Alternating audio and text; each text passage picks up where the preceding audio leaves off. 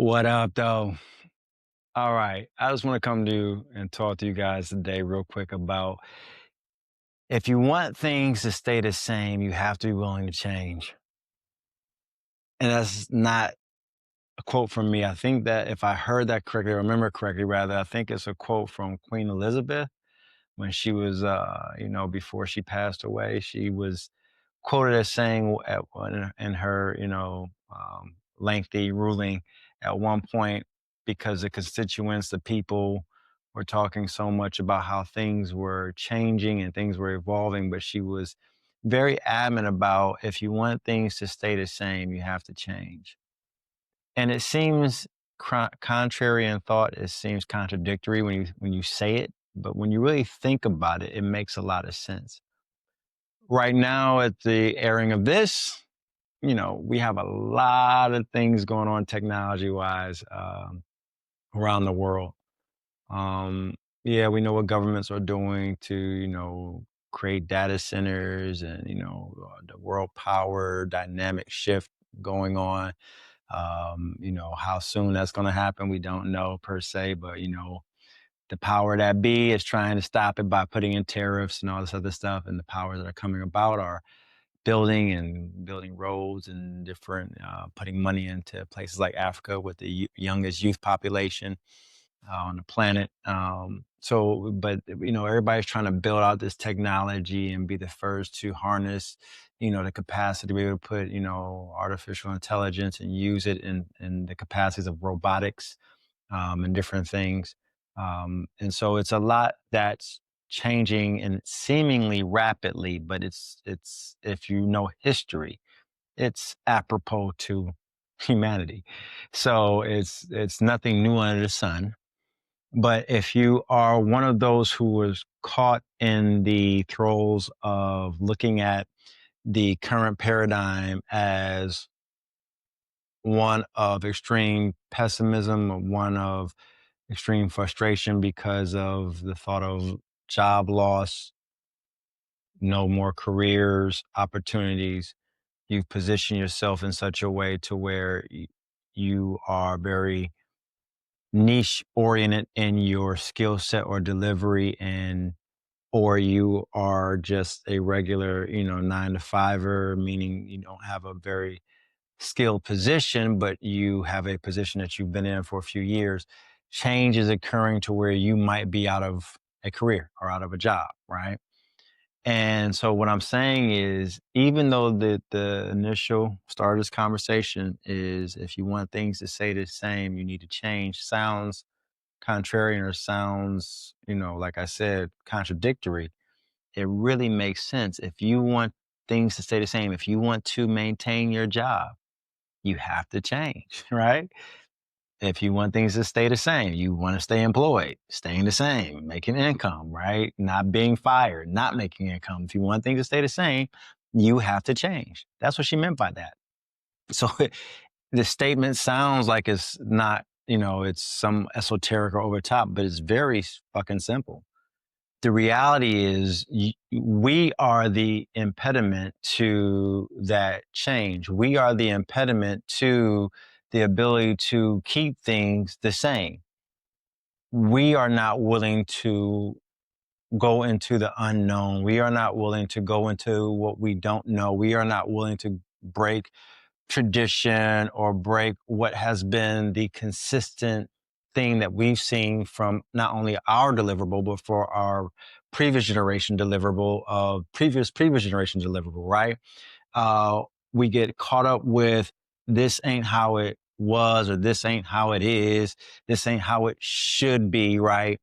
And so therefore we do not take the action to change into the new unknown, seemingly fearful thing that is being thrust upon you because you're not willing to explore the new dynamic of what this new thing is because it's so new to you. So you're not willing to keep things the same. You're not willing to stay employed. And it's frustrating because I know what it is. It's like, how dare they? They are always, it's them. It's always the outside party. And what we don't do is we don't take responsibility enough for ourselves and what we can control, because it's just easier to put off onto the powers that be, or what is the situation, which is evolution and the inevitable of things are evolving, right? So I say all this to say, if you want things to stay the same, you have to change. You have to take the responsibility on yourself to look at these new dynamics, look at these new things, these new tools, these new applications, these new software, the new technology, and put yourself into it fully. It's funny because we do it for the things that are fun and easy for us as relaxation tools, or what they call doom scrolling, or just allowing your mind to escape. And you know what I'm talking about, whether you are here on YouTube, or whether it's, Instagram, if it's TikTok, if it's whatever it might be, streaming now, and if you are a gamer, or if you're in that world of streaming. Normally that's for the younger generation, younger know I am and who I'm talking to, but you might be aware of it. And I would say this: if you're using it to, again, change and leverage the tools, there's nothing wrong with that. Like I'm doing right here talking to you.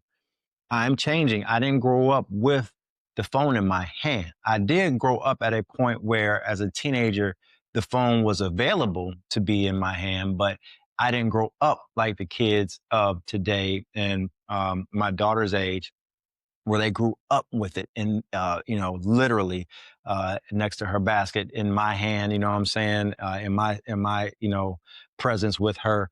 So they grew up with it, right? So I'm changing to deliver and use these tools to deliver something of substance, that, again, concepts, ideas, in order to build out a platform for community, for economics. Obviously, yes, I'll have products at some point, speaking engagements at some point down the road, but I'm leveraging the tools at hand, because, again, I want to stay gainfully employed. I want to stay earning money through my phone, right? I want to stay in a position where, if this is what the technologies are going to call on to use, and also still still be put in a position to be leveraged, if we're smart, I'm going to leverage it. So I have to learn how to use this, how to brand myself, how to speak to you guys, how to deliver all this stuff, right? But I'm not just using it to just sit down and doom scroll, or to get lost, or to appease my emotions, as we used to do back in the day with TV, right? It used to be at 8 o'clock on Thursday, Fresh Prince or whatever it was. I don't know if it was that day, but you know what it was if you're my age. 8 o'clock on Thursday night, every Thursday, you can count on Fresh Prince, and after Fresh Prince, 30 minutes go off, Martin comes on. After Martin goes off, well, it used to be Bill Cosby before that, in a different world, then Fresh Prince and Martin, right? But my point is, we used to use those 2 hour blocks to escape, or those hour blocks to escape. And, it wasn't doom scrolling because we only had that set time, but that was your time to use, right? Those who didn't use that time and use the time and technology, TV, to say, put in my parents' case, they were working on being entrepreneurs. So they would put in tapes and VCR tapes in, and we would watch, things on the new business they were getting into, right? So they were changing at that point and leveraging the tool that they had, the TV at that time, to grow themselves and learn themselves. So again, in every era and every generation, there's newness, right? That brings about a change. And if you want to stay the same, earning capacity, being able to be affluent economically, being able to be affluent intellectually, deliver oneself in a way where you can contribute to society, you have to be willing to change. So if you want things to stay the same, you have to change. Nothing new under the sun in 2026. It's the same thing that happened back in 1926, the same thing that happened in 1876, the same thing that happened back in 56. You know what I'm saying? Things were evolving, things were changing. Those who were able to take the responsibility and not put off the fear that they felt and project it continuously onto the unknown, but accept the unknown and find the way in which you could be a part of the unknown, That's how we're able to continue to move forward and keep things moving in a position where you're able to take care of putting food on the table for your family. You're able to continue being able to have, relative conversations current to the times, not being placed in a situation where you're talking and sounding like, what's AI? It's called artificial intelligence. It's not just AI. Right? What's sentient beings? When these words and these things are being talked about, it's not so foreign to you because you're putting yourself in conversation. When they talk about robotics and having robots in the house, it's not so earth shattering that they finally have the first group of robotics that are going to be deployed in 2026 into the homes to be able to help for cleanup and things like that, right? Robots that are only about 5'6", about 60 pounds, almost about the size of Michael Jackson before he passed. That's a whole nother note. No, he was small. I think he was like 140 or 150 pounds when he passed. Rest in peace, Mike. But I just because I didn't know he was 5'6". I never saw Michael in person. But when he passed away, to know he was only like 5'6" and 140, 150 pounds when he passed away. He was a small guy. Anyway, I digress. If you want things to stay the same, you have to be willing to change. Every wise and intelligent person of every era that had any type of impact on that era, even if you weren't Queen Elizabeth, if you just were a working father or a working mother who was able to provide a quality of life during that era for your kids to be able to matriculate well into their adult, teenage, young adulthood, they all understood they had to change in order to have things remain the same. So I hope you understand that. If you have something you want to share with me or thoughts on, where things are in 2026, I'm not talking about the political dynamics. I'm not talking about things that are out of your control. I'm talking about the things that are in your control. You have to take responsibility for that, and you have to start putting in the proper action steps to make the proper moves different than what you have been accustomed to doing in order for things to sustain the way you would like them to. And then you'll find too, it gives you that extra vigor, that extra energy, that extra oomph every day when you wake up to explore that new. And that's what living is, right? It's not trying to get into this robotic, not playing on words, but into this robotic, systematic brain fart of just habitual repeat, plug and repeat, which doesn't make for really living. Yeah, you're breathing, but you're not really alive, right? The fact that we have to, and the universe naturally brings about, and the earth and the world brings about naturally the ability for one to evolve well, but what do they say? Survival of the fittest. It naturally brings about the continual cyclical evolution of evolution, which is you have to be willing to adapt or get left behind, right? Is it fair? No, but it's the reality of what every living heartbeat creature thing that has some kind of life going through it, energy going through it, has to adhere to sustain a level of continual uh, development and growth on this planet, right? So it's not uncommon. It's not out of the ordinary. It shouldn't be just because we're thinking beings, or you're a middle class in the U.S., or you are affluent in Europe, you're frustrated with policy changes, or for the creators who created this new thing that, is foreign to you, and it seems like it's going to be detrimental to the youth. The youth will figure themselves out the same way the youth figured himself out in the 60s, the same way the youth figured himself out in 1890, the same way the youth figured himself out in 1710, right? We figured it out, right? You figure it out because that's what life demands of us, but we have to take the action to do so. We have to be willing to change in order to do so. If you're frustrated with the one percenters, or the fraction of the one percenters that are seemingly in control of the dynamics that make the change happen quicker than you would like, then change. Figure out how you can become the one percenter or make yourself the one percenter in a delusional way, but yet still realistic way to where you can at least be in your world, in your space to still deliver what you need to deliver for yourself, but quit. And I say quit putting the energies off on focusing on them because that takes away from the energy you can be giving to yourself to give you the ability to make the shift you need to make, whether delusional or real. Hopefully it's real, right? Not delusional in a way where, you're not doing the change you need to make, you know what I'm saying? Because you don't want to be faking the funk to where you're not bringing in the knowledge or the effort that will sustain you if you're 38 right now and things are shifting and you've been in your job for the past 12 years, but things are shifting and you might be losing, that ability to stay in that career set. You want to be able to sustain your if you have two homes and car note, like kids in school, you want to be able to sustain that without it breaking you within the next, 6, 7 years, and you'd be 47 or 46 years of age, 45 years of age, and then lose everything and you'll be distraught and, want to commit suicide. We got to go through all this depression talk shit, right? No, again, it's different if you lose it like I did at 40, but I still had the skill set and the capability to go into and change and go into something else. So the depressive thoughts never hit my mind.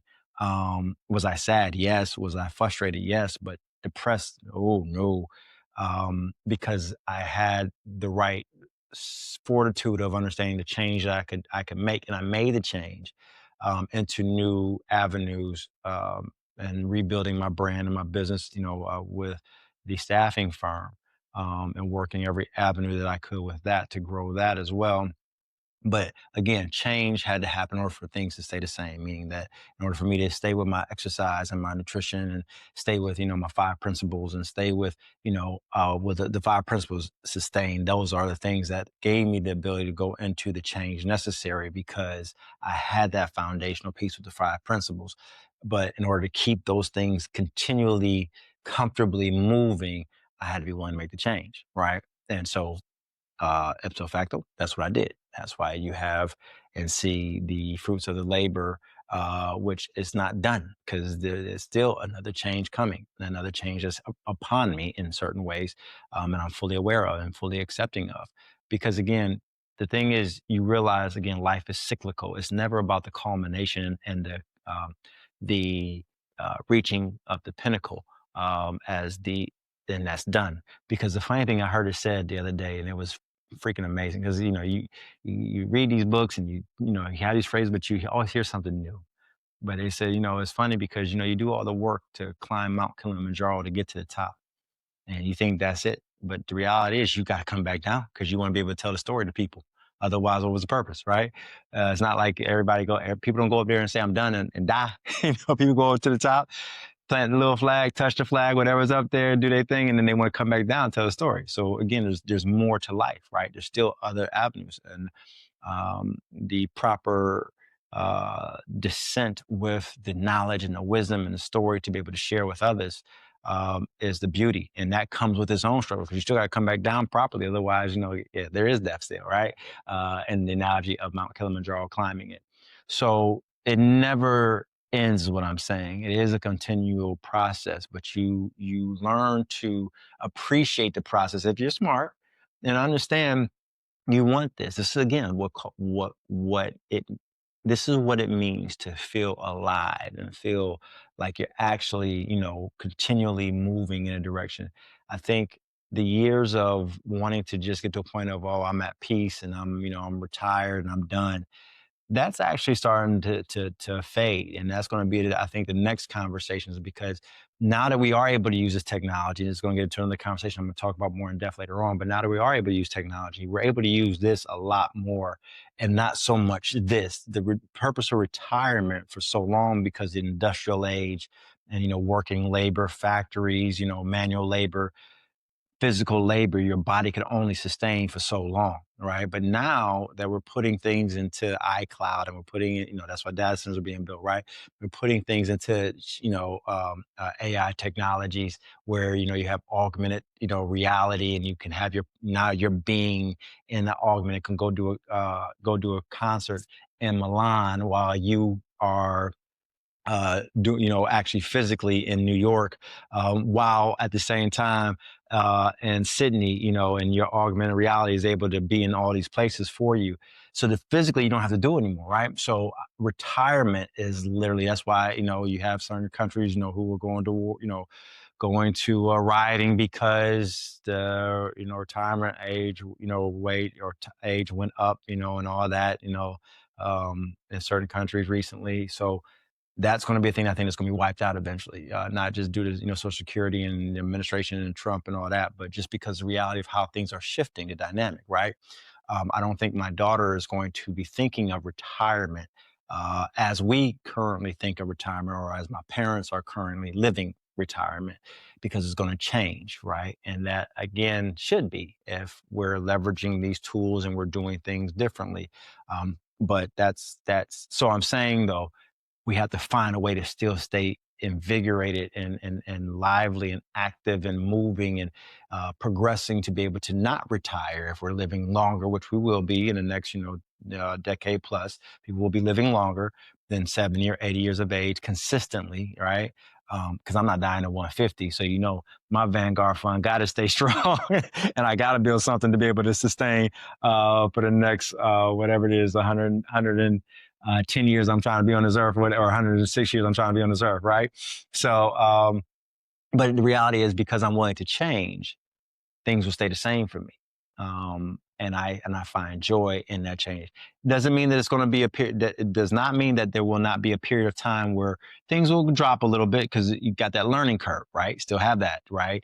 But when done and done properly, I've always seen, because of how I operate and because of my principles and my deliberation with the higher powers, I know when time is right, things will always, as they always have in my life, get back to ways I never even imagined, to be able to take care and sustain a quality more than what I could even really, really tangibly envision, right? So, but you have to be willing to change in order for things to stay the same. So, just want to bring it to you on the thought process of life and where we are right now. Um, you can do it. You know what I always say: live well, my friends, and we'll talk soon. All right, talk to you shortly.